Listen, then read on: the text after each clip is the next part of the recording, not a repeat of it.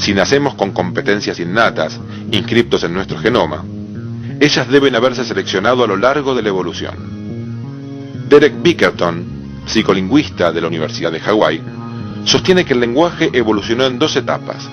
Primero, como un protolenguaje, y mucho después apareció la sintaxis.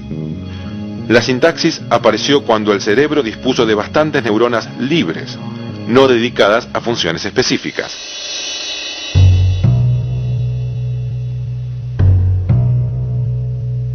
Digamos, no existe al momento ninguna teoría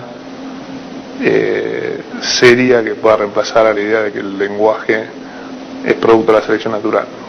¿Sí? Hay otras maneras que uno pueda arriesgarse a pensar en el origen del lenguaje, pero que definitivamente no son muy serias. O sea, el lenguaje es un rasgo sumamente complejo, elaborado, con un diseño particular que ajusta perfectamente para cumplir funciones específicas.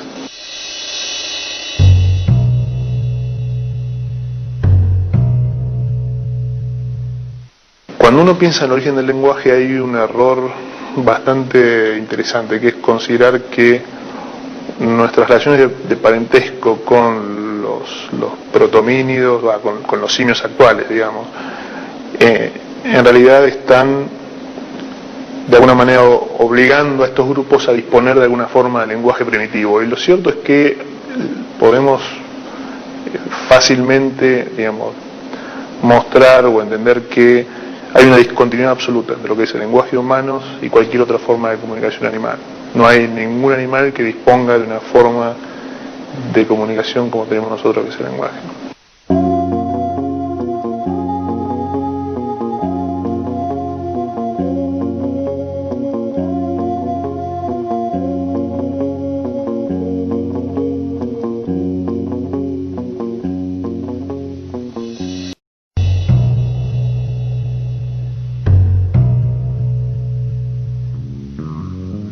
El cerebro humano es producto de una larga y compleja selección natural.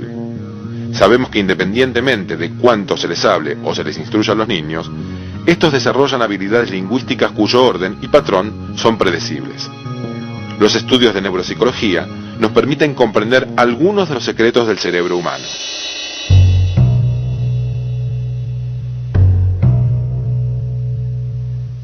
Bueno, las áreas del cerebro relacionadas con el lenguaje se estudiaron de distinta manera. Por un lado, se estudiaron analizando lesionados cerebrales. Por ejemplo, un paciente perdía la capacidad de discriminación auditiva de los sonidos del lenguaje, luego que fallecía, en la época pretomográfica, se estudiaba dónde estaba la lesión y se relacionaba esa área con el lenguaje. O un paciente tiene dificultades para leer y se relacionaba el área lesionada con esa dificultad para leer.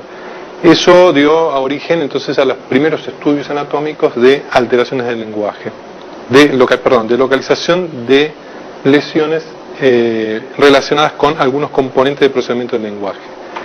Este es un esquema clásico de las áreas del lenguaje, en donde se observa el área auditiva primaria, el área de Wernicke, el gyrus angular relacionado sobre todo con el procesamiento ortográfico, el área de Broca se relacionaba en este modelo con la producción oral de las palabras, el área motora primaria que ejecutaba los patrones y los comandos motores para producir el habla. Con el estudio tomográfico ya a fines del siglo pasado, del siglo XX, se agregaron algunas áreas, el área motora suplementaria que no se había identificado en los modelos clásicos, y también, acá no se ve en el esquema, la lesión de los núcleos subcorticales también produce alteraciones del lenguaje, por lo tanto son áreas que se consideran relacionadas con el lenguaje. Apenas nace un bebé, se inicia un proceso que por natural y universal todos damos por hecho, el desarrollo de la comunicación y del lenguaje. ¿Nos hemos preguntado alguna vez cuál es ese proceso? ¿Cómo aprendemos a estructurar las palabras y las frases? ¿Y cuál es el papel de los adultos en el desarrollo de esa habilidad? En definitiva, ¿nos hemos preguntado alguna vez qué es lo que nos hace hablar? El lenguaje es una de las funciones más cercanas y familiares. Cotidianamente, lo usamos para comunicarnos con los demás y con nosotros mismos. Nos ayuda a reflexionar y solucionar problemas en nuestras vidas.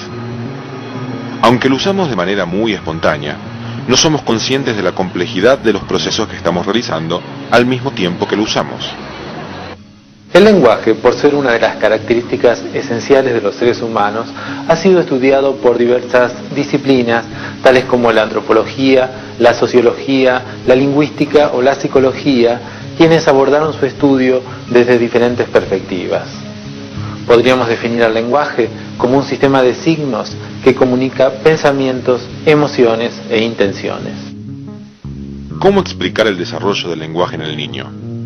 ¿Se aprende a hablar o venimos con cierta predisposición innata? ¿Deriva el lenguaje de una facultad general para aprender? ¿Aprendemos a hablar por imitación de lo que escuchamos? ¿Cómo es posible que el niño, ignorando muchas cuestiones del mundo que lo rodea, pueda desarrollar la función lingüística de manera tan temprana? Para respondernos a estas preguntas, la psicología general aborda el estudio de las funciones psicológicas desde una pluralidad de niveles que implican un abordaje genético amplio. Desde un nivel filogenético nos interesa analizar las funciones psicológicas considerando su evolución, que da cuenta del proceso de humanización.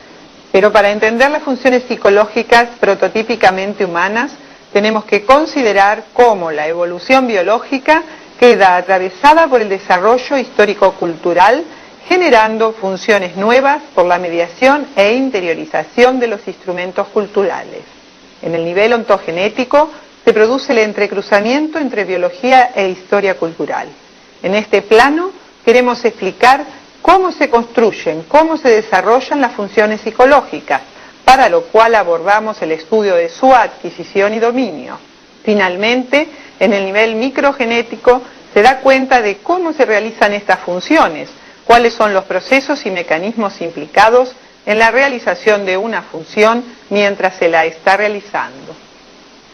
Todos estos niveles de análisis que implican una concepción genética amplia se integran en una concepción histórico-cultural del ser humano. Para estudiar las funciones psicológicas tenemos que considerar la mediación histórico-cultural y los instrumentos culturales que se producen en esa historia, que indefectiblemente generan consecuencias en el desarrollo de la propia especie.